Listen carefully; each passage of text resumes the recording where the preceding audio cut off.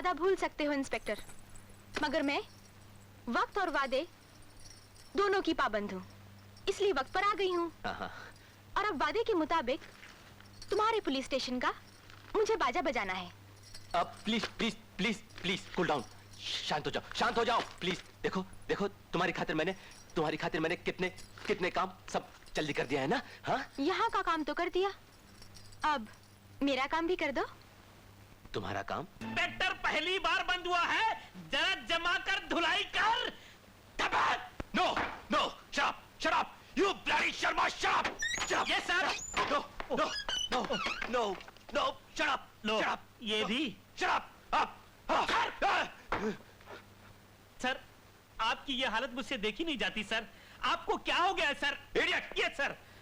शर्मा, तुम्हारी गाड़ी में टाइम क्या हुआ है? सर 4 बजने में 5 मिनट है सर। तो फिर उस गाड़ी में 4 कैसे बज गए? सर वो चक्कर ये है कि सरकारी दफ्तर में हर काम धीरे धीरे होता, कम से कम इस घड़ी को तो फास्ट चलने दीजिए। Idiot. Yes sir. Sharma ji. जी हाँ जी, वो बात यह है कि मैं थोड़ी देर में आता हूँ, मेरा एक बहुत जरूरी अपॉइंटमेंट है। I love you. Appointment? Sir जी, इसी अपॉइंटमेंट के चक्कर में तो हमारी फैमिली में एक एक करके अलग अलग डिजाइन के 6 डिसअपॉइंटमेंट हैं। 7th is on the way. लगता है आज भी नहीं आएगा। 4 बजने में अभी 2 मिनट बाकी हैं बेटी।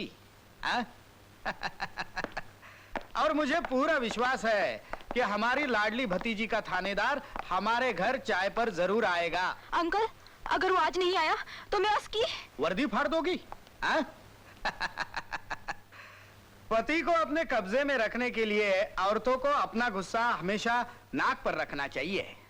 अरे थाने में भले वो अपना हुक्म चलाए, घर पर तो उसे हमारी लाडली बेटी की नौकरी करनी पड़ेगी। लगता है आ गया। आ गए? चलो जल्दी से उसे अपने अंकल की अदालत में पेश करो। जी। छोड़ो ना, क्या कर रहे हो? सुनो, पहली बार अंकल से मिल रहे हो, जरा जमा कर तबीयत से इम्प्रेस कर देना। अरे पहले तुम्हें तो इम्प्रेस कर लूं, अंकल तो खुद ब खुद इम्प्रेस हो जाएंगे। सब कुछ अभी कर लोगे तो शादी के बाद क्या करोगे? हाँ, ये बात भी ठीक है, मैं अंकल को इम्प्रेस करके आता हूँ। ओके?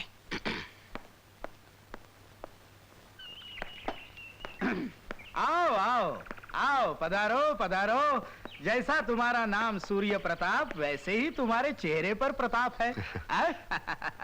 आओ आओ आओ बेटे, बैठो। इसे अपना ही घर समझो। समझो क्या, ये सब तुम्हारा ही है? रजनी मेरी भतीजी नहीं, बेटी है। इस करोड़ों की जायदाद की वो अकेली वारिस है। मैं तो क्या, मैं तो चौकीदार हूं उसकी अमानत का। अरे नहीं नहीं अंकल, आप चौकीदार नहीं, आप तो रक्षक हैं। इसीलिए तो माँ बाप ने मेरा नाम शेषनाग रखा है।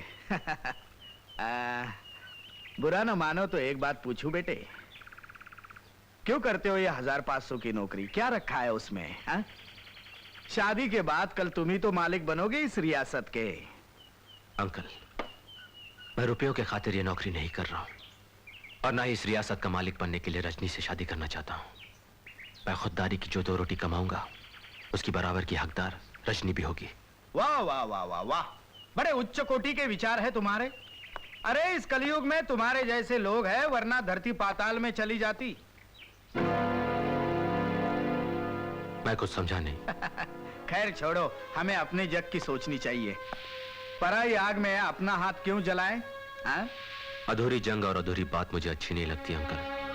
आपको बताना पड़ेगा कि आप किस शख्स के बारे में बात कर रहे थे। ओह, अरे भाई, मैं तो उस धर्मात्मा, धर्म अवतार, दानी, पुण्यकर्ता देवा की बात कर रहा था। कुछ साल पहले यह आदमी 800 रुपए महीने की नौकरी करता था। आज वो 8 कंपनियों का मालिक बन गया है। और क्या क्या जानते हैं आप देवा के बारे में? मैं ज्यादा तो कुछ नहीं जानता, लेकिन इतना जरूर जानता हूं कि जानलेवा हमले या तो नेताओं पर होते हैं या काले धंधे करने वालों पर। शरीफ आदमी शराफत से रहता है। अब बताओ, तुम कभी अपने साथ बॉडीगार्ड लेकर घूमते हो? या मैं अपने साथ फौज लेकर चलता हूँ। शराफत की चादर से बाहर जो आदमी अपने पैर फैलाता है ना, उसे कफन दफन का सामान साथ रखना पड़ता है। अरे गुंडे बदमाशों को मारने के लिए जब पुलिस मौजूद है तो अपने आदमियों से किसी का खून करवाना क्या ये गुनाह नहीं है? हा? ये काम तो गुंडों के बादशाह का है। अंकल, मिस्टर देवा के बारे में आपने मुझे जो कुछ भी बताया उसका बहुत बहुत शुक्रिया। मैं चलता हूँ। अरे नहीं, पराया किस्सा सुनाने का ये मतलब नहीं कि तुम असली कथा छोड़कर ही चले जाओ।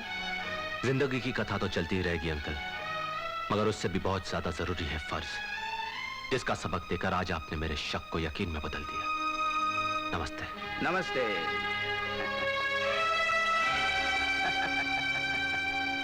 लोहे से लोहा टकराता है तो आग निकलती है, और मैंने तो आग ही भेज दी है लोहे को पिघलाने के लिए।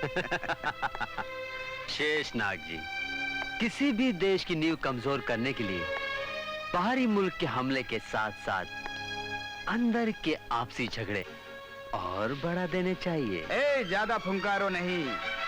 ये बताओ कि तुम्हारी नीयत क्या है? नीयत तो साफ है शेषनाग जी। मैंने उस जहर का इंतजाम कर लिया है जिससे देवा का सर्वनाश हो जाएगा। भीमा, जिसके नाम से जमीन कांप उठती है और आसमान फट जाता है।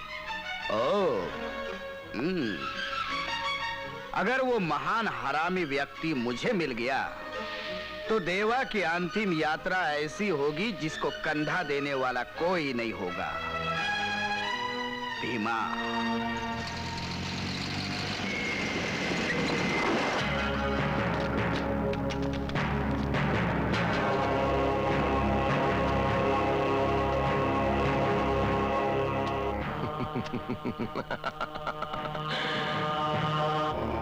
बस्ती खाली करवाना मेरा धंधा है। मेरी तुम लोगों के साथ कोई दुश्मनी नहीं, पर ब्रिज किशोर सेठ से बहुत गहरी दोस्ती है, जो इस जगह को 20 लाख रुपए में खरीद चुके हैं। 7 दिन का वक्त है तुम लोगों के पास। 7 दिन में ये मस्ती नगर खाली करके चले जाओ, या 20 लाख रुपया सेठ के पास जमा कर दो, वरना ज्यादा कुछ नहीं होगा। ये मस्ती नगर की जगह शमशान नगर बन जाएगा, समझे? 7 दिन। चल बे।